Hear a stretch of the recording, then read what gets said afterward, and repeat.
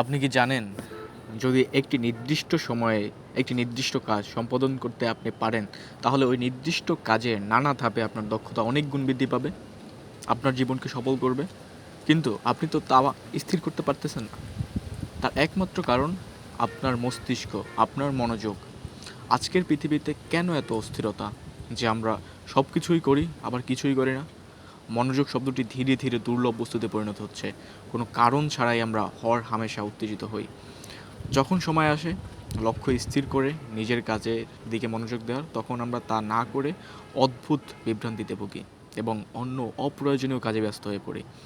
আমরা গুরুত্বপূর্ণ কাজ রেখে তখন হয়তো বেরিয়ে পড়ি হাঁটতে, কেউ বেরিয়ে পড়ি ফ্রেন্ডদের সাথে আড্ডা দিতে, কেউ বেরিয়ে পড়ি বৃষ্টি দেখতে, কেউ নতুন ইমেলের খোঁজ করি, না হয় অফিসের ফাইল গোছাই, অথবা অনেকেই ইউটিউবে ঢুঁ মারি।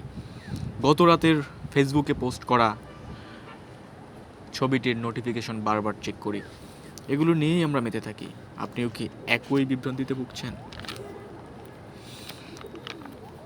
চলুন আমরা এর প্রতিকার খুঁজি।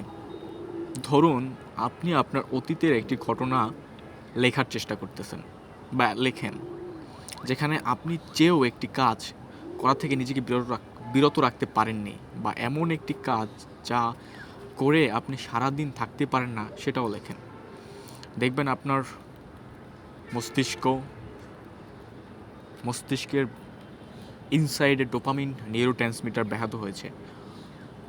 আপনি নিয়ন্ত্রণ হারিয়েছেন নিজের উপরে। আপনার মনোযোগ দুর্লভ, তাই বিপণনকারীরা হাজার কোটি টাকা বিনিয়োগ করছে আপনার মনোযোগ আকর্ষণে। অনেক অ্যাপস তৈরি হয়েছে আপনাকে পাকড়াও করতে। ফেসবুক, ইনস্টাগ্রাম, ইউটিউব, এগুলোর সাথে আমরা হরহামেশাই পরিচিত। এগুলো ছাড়া এখন আমরা আমাদের দৈনন্দিন জীবনের একটি দিনও কল্পনা করতে পারি না। অকল্পনীয় মনে হয়।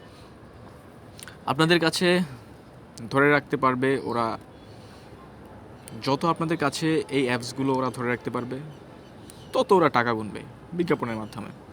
তাদের সর্বশ্রেষ্ঠ গবেষণা হচ্ছে নোটিফিকেশনের ব্যবহার। কতবার আপনি এই অ্যাপস খুলছেন শুধু হঠাৎ করে সেই লাল ছোট নোটিফিকেশনের ঘরটাতে ক্লিক করে? কতটা সময় নষ্ট করছেন তাতে? আমি অবাক হব না যদি সে হিসাব 100 ঘন্টারও বেশি হয় এক বছরে।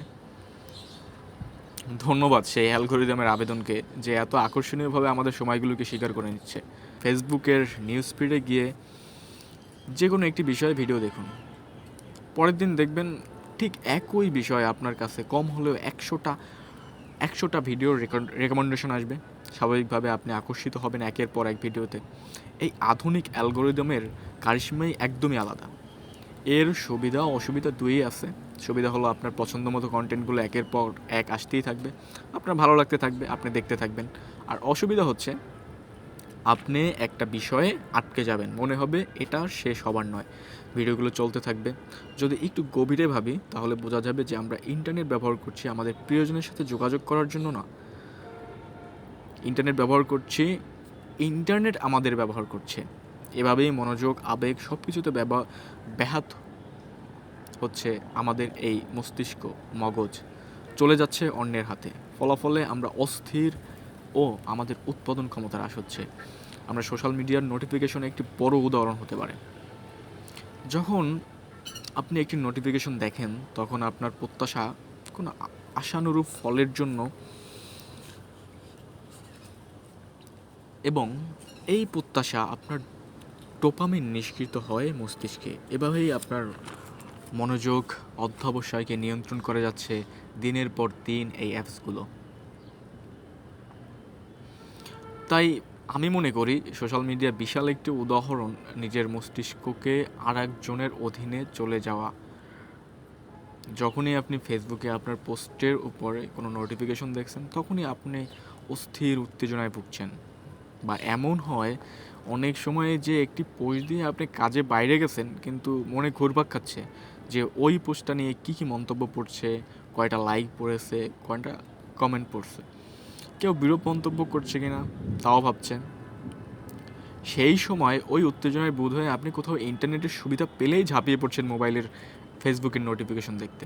তখনই ডোপামিন নিঃসৃত হচ্ছে। যদিও এই নিঃসরণ দীর্ঘক্ষণ আপনাকে সুখ দেয় না, ফলে আপনি আশানুরূপ ফল না পেয়ে নৈরাশ্যবাদী হয়ে পড়েছেন এবং মন খারাপ হচ্ছে।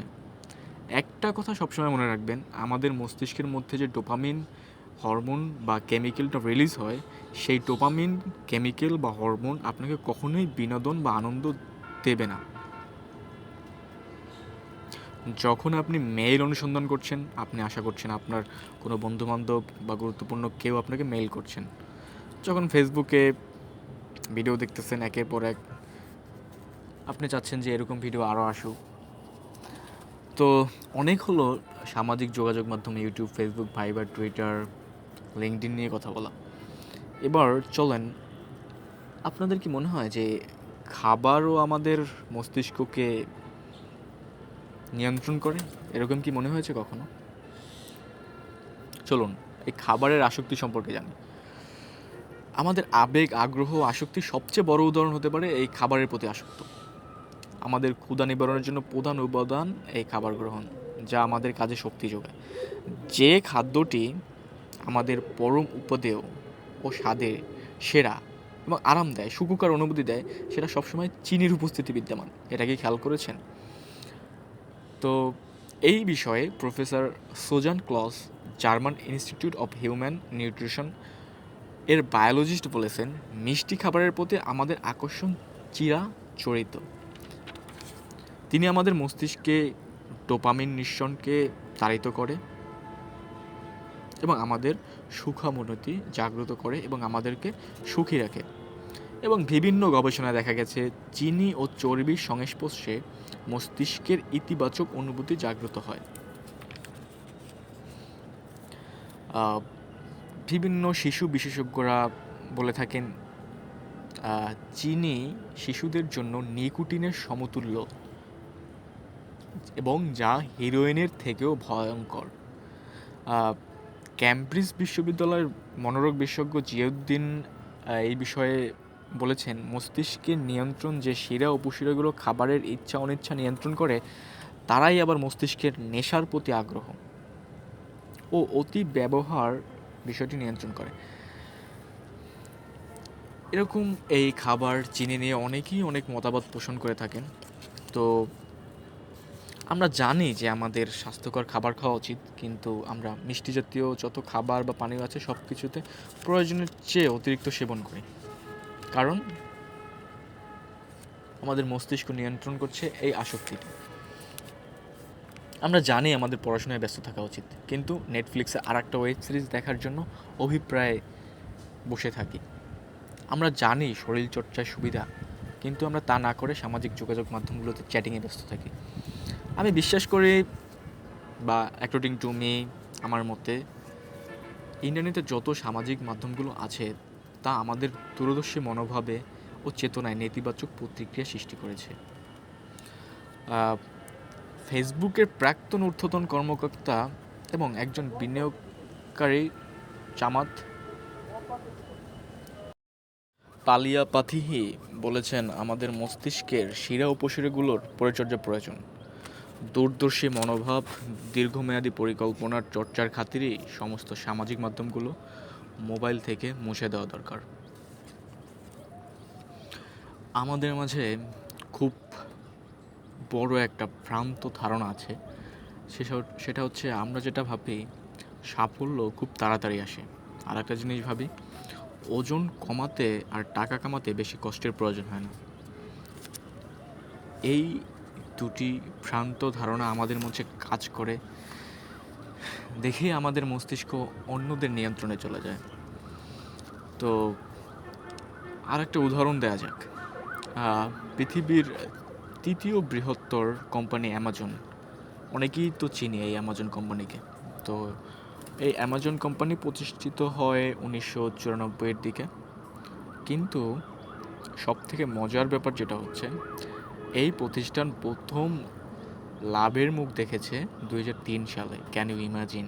কত বছর পার হয়ে গেছে, তারপর তারা লাভ করেছে, কিন্তু তারা হতাশ হয় নাই।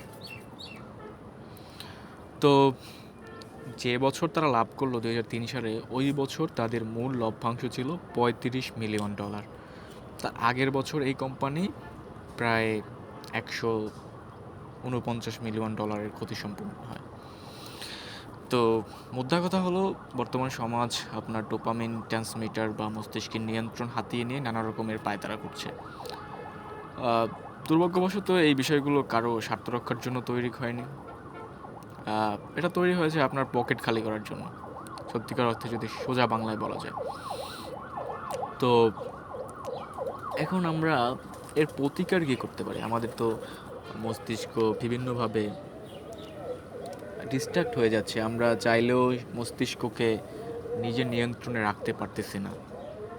কোনো না কোনো মাধ্যম, কোনো না কোনো আসক্তি আমাদেরকে, আমাদের ব্রেইনটাকে, মস্তিষ্কটাকে ডিস্ট্র্যাক্ট করে নিয়ে যাচ্ছে। এখন আমরা কি করতে পারি? আমাদের মস্তিষ্ক যেটা বলে সেটা কিভাবে আমরা শুনতে পারবো? এখন ডিস্ট্র্যাক্ট মস্তিষ্ক কিভাবে ফিরিয়ে আনবো? তো চলুন কিভাবে আমরা ভালো সুস্থ মস্তিষ্ক করে তুলবো সেই নিয়ে আলোচনা করি। তো আমার মস্তিষ্ক কখন অন্যের নিয়ন্ত্রণে যাচ্ছে, আগে সেই সময়গুলো আইডেন্টিফাই করতে হবে।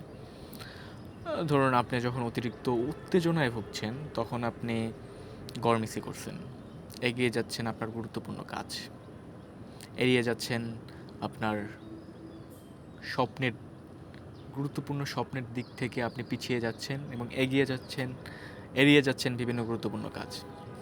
আপনি যখন শান্ত ধীর গতি অবলম্বন করেন, তখন আপনার প্রধান কাজ, আপনার মনোযোগটা গভীর থাকে। কিন্তু সেই গভীরতা তখনই নষ্ট হয় যখন আপনি সত্যি খুব গতি নিয়ে এগোতে থাকেন এবং কোনো কাজই তখন সম্পাদন করতে পারবেন না। মানে আপনি যখন একটি কাজ খুব ধীর গতিতে এগোতে থাকবেন, আপনার মস্তিষ্ক একদম আপনাকে সঠিক সূক্ষ্ম মনোযোগটা দিবে এবং আপনি ওই মনোযোগী হয়ে কাজটা করতে পারবেন। এবং একই কাজ যদি আপনি খুব হযবরলের মতো খুব দ্রুত গতিতে করতে চান, খুব তাড়াতাড়ি শেষ করতে চান, এগোতে চান, তাহলে ওই কাজ কখনোই আপনি সুষ্ঠুভাবে সুন্দরভাবে সম্পাদন করতে পারবেন না। তো ওই যে একটা কথা আছে না, তখন বৃত্তের মধ্যে ধেড়ে ইঁদুরের মতো চাকা ঘুরতে থাকবে। তো তো এখন আসি আসল কথায়। যখনই আপনি কাজে ফিরতে চেষ্টা করবেন, তখনই আপনার মস্তিষ্ক আপনাকে এই বলে সান্ত্বনা দেবে যে কাজে ফেরা তো অনেক সহজ, যে কোনো সময় কাজে ফেরা যায়। তো এরকমভাবে আপনার মস্তিষ্ক আপনাকে বোঝাবে যে আপনি চাইলে আপনার নিয়ন্ত্রণ নিয়ে আসতে পারবেন না। কিন্তু এসব কিছু বাস্তব থেকে দূরে। আপনি চাইলেও পূর্বের কাজে ফিরতে পারবেন না। ঘন্টার পর ঘন্টা চেষ্টা করে শেষে কাজ বন্ধ করবেন। আপনার উত্তেজনা, আপনার নিয়ন্ত্রণে ব্যর্থ হবেন। আমি নিজেই কতবার এরকম করেছি, যে আমি একটা কাজ করতে গিয়ে সেই কাজটা বারংবার পিছিয়েছি, একটা লেখা লিখতে গিয়ে বারংবার সেই লেখাটা পিছিয়েছি, একটা কোনো আমার একটা প্যাশন ফলো করতে গিয়ে সেই প্যাশনের দিক থেকে আমি অনেকবার পিছিয়ে গেছি, আমার অ্যাম্বিশন পূরণ করতে গিয়ে অ্যাম্বিশনের দিক থেকে অনেকবার পিছিয়ে গেছি। আমি জানি এটা হচ্ছে অনেকের সাথে হয়, আপনাদের সাথেও অনেকের হয়েছে। তো ধরুন আপনি 30 মিনিটে আপনি আপনার ইমেল অনুসন্ধান করছেন। মানে আপনি মনে করছেন যে আপনি নিজের নিয়ন্ত্রণে আছেন, আপনি কোনো ইমেল বা নোটিফিকেশন হাতছাড়া করতে চান না। কিন্তু আপনি চিন্তা করে দেখেন, সব ইমেলেরই উত্তর কি আপনার দেওয়ার প্রয়োজন আছে? এই অবস্থায় আপনার নিজের মনে হতে থাকে আপনি কিছু হাতছাড়া করছেন না তো, কোনো সুযোগ থেকে বিচ্যুত হচ্ছেন না তো। কিন্তু সুযোগ তো সবসময় পাবেন আপনি, সামনের সময়ে ভবিষ্যতে অনেক সুযোগ আসবে আপনার এই জিমেইলের, ইমেইলের, বিভিন্ন চ্যাটের রিপ্লাই করার। কিন্তু এখন দেখা যাচ্ছে আপনার এই রিপ্লাই করাটা এতটা গুরুত্বপূর্ণ না। এখন আমরা অনেকেই মনে করি যে আমি যদি এই সামাজিক যোগাযোগ মাধ্যমগুলোর সাথে জড়িত না থাকি, তাহলে আমি এই যে আজকে কী হচ্ছে, কালকে কী হচ্ছে, এইসব জিনিস আমি জানতে পারবো না, এই জেনারেশনের সাথে আমি চলতে পারবো না, আমি সমাজের সাথে নিজেকে সামঞ্জস্য রাখতে পারবো না। কিন্তু আপনি 1 মাস আপনার ফেসবুক, ইউটিউব থেকে সব কিছু থেকে বন্ধ রাখেন, তারপর 1 মাস আপনি এগুলো আবার ওপেন করেন, তারপর দেখবেন যে আপনি এই গত ১ মাসে যে সংবাদ বা যে তথ্যগুলো বা যে ঘটনাগুলো ঘটে গেছে সেগুলো আপনার আসলে না জানলেও চলতো। তো ওরকম অত গুরুত্বপূর্ণ ছিল না যে আপনার জানতেই হবে। তো আমরা এরকমই আমাদের মস্তিষ্ককে ধোঁকা দিয়ে যাচ্ছি এবং অন্য কেউ আমাদের মস্তিষ্ককে কন্ট্রোল করে যাচ্ছে।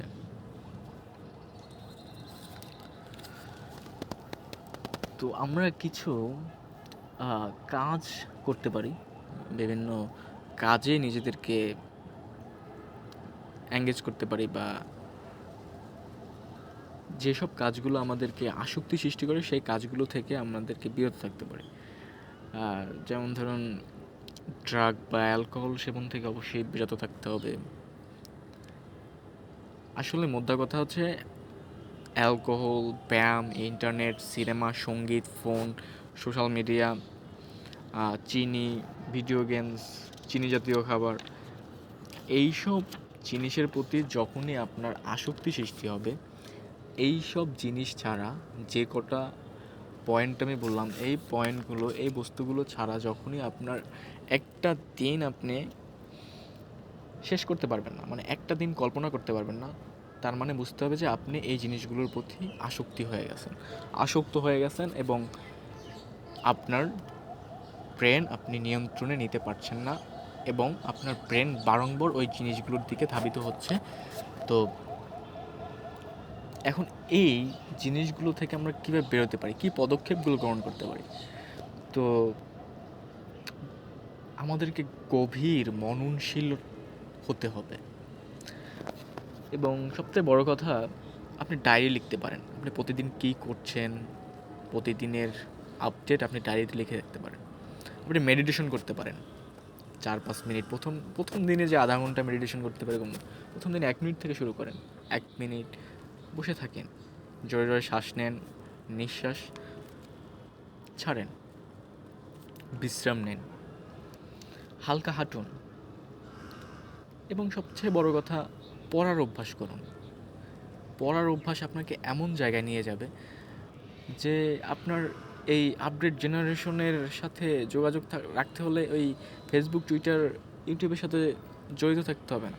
বই আপনাকে আপডেট জেনারেশনের সাথে একটা সামঞ্জস্য রেখে আপনাকে চালিয়ে নিয়ে যাবে। আপনার যদি ঘন্টার পর ঘন্টা ইউটিউব দেখার অভ্যাস থাকে তাহলে আপনার গুগল ক্রোম থেকে ইউটিউব আনইনস্টল করে দেন, ডিএক্টিভ করে দেন।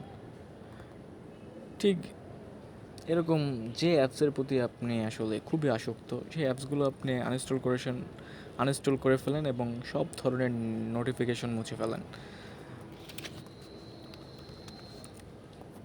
নিজের পরিবর্তন করাটা সহজ মনে হলেও আসলে যখন আপনি এই জিনিসগুলো কার্যকর করা শুরু করবেন তখন আসলে খুবই একটা হেজিটেটের মধ্যে পড়বেন এবং নিজের সাথে নিজে অনেক ভয়ঙ্করভাবে একটা যুদ্ধে নামতে হবে। মানুষ হিসেবে আমাদের মধ্যে একটু আলস্য আছে, চাপ তৈরি না হলে আমরা কাজ করতে চাই না। আপনি যখন আপনার ফোনটি বন্ধ করে অন্য ঘরে রাখবেন বা ইন্টারনেট বন্ধ করবেন, তখন যদি আপনার ইচ্ছা জাগে একটু ফেসবুক দেখা দরকার, তখন আপনাকে অন্য ঘরে যেতে হবে, মোবাইলটা অন করতে হবে। ফেসবুক বন্ধ থাকলে সেটা সময় নষ্ট করে আগে অবস্থায় আনতে আপনার অনেক সময় নষ্ট হবে, সেটা আপনি করতে চাইবেন না। ধরুন আপনি ইন্টারনেট বন্ধ করে রেখেছেন, যে মডেম থেকে আপনি ইন্টারনেট চালান সেটাও বন্ধ, আর মডেমটা রয়েছে বাসার নিচে। তাহলে কী করতে হবে ইন্টারনেট চালু করতে? প্রথমে আপনার বন্ধ মোবাইলটি খুলতে হবে, তারপরে মোবাইলটি যে ঘরে আছে সে অন্য ঘরে যেতে হবে, মোবাইল খুলতে সুইচ অন করতে হবে, অ্যারোপ্লেন মুড আপনি করে রেখেছিলেন, অ্যারোপ্লেন মুড অন করতে হবে, ফ্ল্যাট থেকে বের হতে হবে, তারপরে সিঁড়ি বা অথবা লিফট যদি থাকে লিফট দিয়ে নিচে নামতে হবে, তারপর মডেম চালু করতে হবে। কেন ইমাজিন এই 7টি কাজ আপনাকে করতে হবে, ফেসবুক চালাতে হবে। তাহলে একটা কাজ করতে আমরা কতগুলো ধাপ পার হলাম? 7টা ধাপ পার হলাম। এতে করে আপনার এই ফেসবুক, ইউটিউবের প্রতি আগ্রহ হারিয়ে ফেলবেন। এটা হতে পারে আপনার জন্য বেস্ট একটা সলিউশন এবং এটা সত্যি একটা দারুণ প্রক্রিয়া। আমি যখন এই কাজটি করতে এতগুলো বাধা বা ধাপ অনুসরণ করব, তখন আমার ইচ্ছে বা অনুরাগ কোনোটাই কাজ করবে না ওই বিষয়ের প্রতি। এত কষ্ট করে কী লাভ? মন তখন ওই সান্ত্বনা দেবে আপনার উত্তেজক মস্তিষ্ককে। পরিশেষে আপনি অপ্রয়োজনীয় যত কাজ কঠিন করে তুলবেন, ততই সে কাজগুলোর প্রতি আপনি আগ্রহ হারাতে শুরু করবেন। যেটা আপনার গুরুত্বপূর্ণ কাজ, সেই কাজে বিরতি, ব্যবধান কোনোটাই তৈরি করা যাবে না। যেমন ধরুন, আপনি 45 মিনিট বা 50 মিনিট লিখবেন, তাহলে ঘড়িতে সময় নির্ধারণ করুন বা অ্যালার্ম দিয়ে রাখুন। ফোনে অটো ভয়েস দিয়ে মৃদু আওয়াজে কোনো প্রাকৃতিক শব্দ চালু করতে পারেন, বৃষ্টি, ঝর্ণা বা হাওয়ার শব্দ। তাহলে লেখা একটি তাল বা একটা রিদম খুঁজে পাবেন। ইচ্ছে করবে না আপনি এই মুহূর্তটার ব্যাঘাত ঘটান, একটি ফোন ধরে বা অন্য কোনো কাজে মনোনিবেশ করেন। আপনি এত কিছুর পরেও গড়িমসি করতে পারেন, কিন্তু প্রতিদিনের চর্চা, প্রয়োজনীয় কাজে বিরতি না দেওয়া আপনাকে সফলতা এনে দেবে। আপনার পারবো না লিস্টের মধ্যে প্রত্যেকটির কারণে পাশে কোনো বিরতি বা ব্যবধান তৈরি করা যাবে কি না দেখুন। কতবার এই বাধা ব্যবধান তৈরি করা যাবে সেটা একটু শুনে নিন। আপনার পারবো লিস্টটি তৈরি করে কিভাবে বিরতি বা ব্যবধান দূর করা যায় সেটা ভাবুন। মনে রাখবেন, আমাদের মন, আমরা আদম জাতি, আমাদের মন আলস্য চায়, কিন্তু আপনি সেই আলস্যকে জয় করতে হবে। আলস্যকে একপাশে ছেড়ে ফেলে দিতে হবে। সকালে ঘুম থেকে উঠে আমরা প্রথমে কী কাজটা করি? প্রথমে আপনি শান্ত মনোযোগী থাকেন, নাকি অতিরিক্ত উদ্দীপক আচরণ করেন? সকালের রুটিনের জন্য আপনি সকালে উঠে যে কাজগুলো করবেন, আপনি চাইলে লিখে রাখতে পারেন যে কোনো একটি ডায়েরিতে এই কথাগুলো।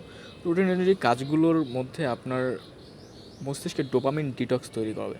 খেয়াল রাখবেন রুটিনের কাজগুলো যাতে সময় নষ্ট করে কাজ না হয়। আমি কাজগুলো বলছি, কাজগুলো যদি পারেন সাথে যদি কাগজ বা কলম বা ডায়েরি থাকে, লিখে রাখতে পারেন। প্রতিদিন সকালবেলা উঠে নর্মাল একজন বিকৃত মস্তিষ্ক বা যার মস্তিষ্ক নিয়ন্ত্রণ অন্য কেউ করছে, সে সকালে উঠে অবশ্যই তার বালিশের কাছ থেকে বা টেবিলের উপর থেকে ফোনটা চেক করবে, নোটিফিকেশান চেক করবে। ফোনে কে মেসেজ দিল, কে ইমেল পাঠালো, কোনো নোটিফিকেশান আসছে কি না, ইউটিউবে কোনো নোটিফিকেশান আসছে কি না, এগুলো কমন, এগুলো একেবারে কমন। তো আপনি ব্যতিক্রম কী করবেন? আপনি নিজের মস্তিষ্ককে নিজে নিয়ন্ত্রণে আনতে হলে আপনি যেগুলো করবেন, আপনি সকালবেলা উঠে আস্তে চোখ খুলে মেডিটেশন করতে পারেন, ফ্রেশ হয়ে হালকা ব্যায়াম করতে পারেন, এরপরে হালকা মিউজিক শুনতে পারেন। এরপরে আপনি দিনের দিকে ফোকাস করবেন। আপনার দিনের লক্ষ্য নির্ধারণ করতে হবে, আপনি সারাদিন কী করবেন। 3টি জিনিসের প্রতি কৃতজ্ঞতা প্রকাশ করতে পারেন। সবসময় ইতিবাচক মনোভাব রাখার চেষ্টা করবেন। এই যে নিজের মস্তিষ্ককে নিয়ন্ত্রণ করার জন্য একটা বই আছে, বইটা আসলে ইংরেজি, বাংলায় পাওয়া যায়। বইটির নাম হচ্ছে ডোপামিন ডিটক্স। এটার লেখিকা হচ্ছে লিপি রহমান। লেখিকা রিপি রহমান না, এটা লিখছে ইংরেজি বই, উনি অনুবাদ করেছে।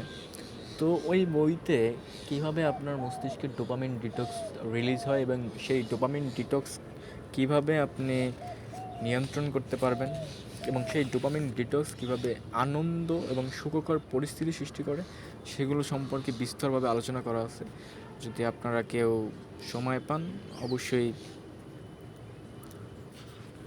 অবশ্যই সেই বইটি পড়া উচিত আমার মতে।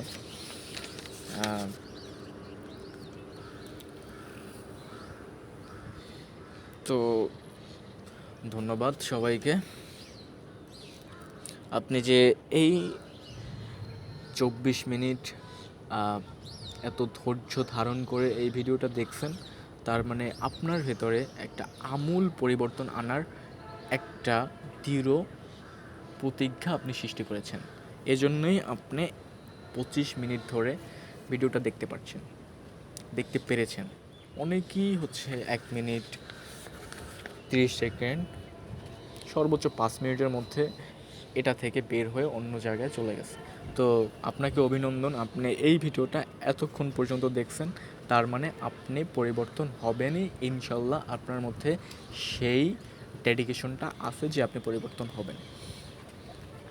তো আপনি যেটা করতে পারেন সেটা হচ্ছে আপনি আগামী 90 দিনের জন্য একটা শিডিউল সেট করে রাখেন। আপনি 90 দিনে কী কী করবেন, দৈনিক, মাসিক, বাৎসরিক কাজগুলো যেভাবে করবেন সেই কাজগুলোর একটা রুটিন তৈরি করে রাখেন। মনে রাখবেন, আমরা আসলে লাইফে আমাদের কোনো রুলস বা রেগুলেশনের মাধ্যমে চলি না। এই জন্য আমাদের লাইফগুলো এরকম বিভিন্ন বস্তু বা বিভিন্ন সফটওয়্যার, বিভিন্ন অ্যাপসের দিকে অ্যাডিক্টেড হয়ে যাচ্ছে। আপনি রুলস বা রেগুলেশন বা রুটিন করে রাখেন যে আমার এই 1 ঘন্টা এখন বই পড়বো, 1 ঘন্টা আমি ডায়েরি লিখবো আমার কী ঘটেছে আমার লাইফে, 1 ঘন্টা আমি কবিতা লিখবো, আমার প্যাশন যেটা সেটা ফলো করব। তাহলে দেখবেন যে আপনার মনোযোগ, ধারাবাহিকতা এবং আপনার মস্তিষ্কের যে প্রতিক্রিয়া, এই 3টি বস্তুই আপনাকে এসে বারবার ধরা দেবে।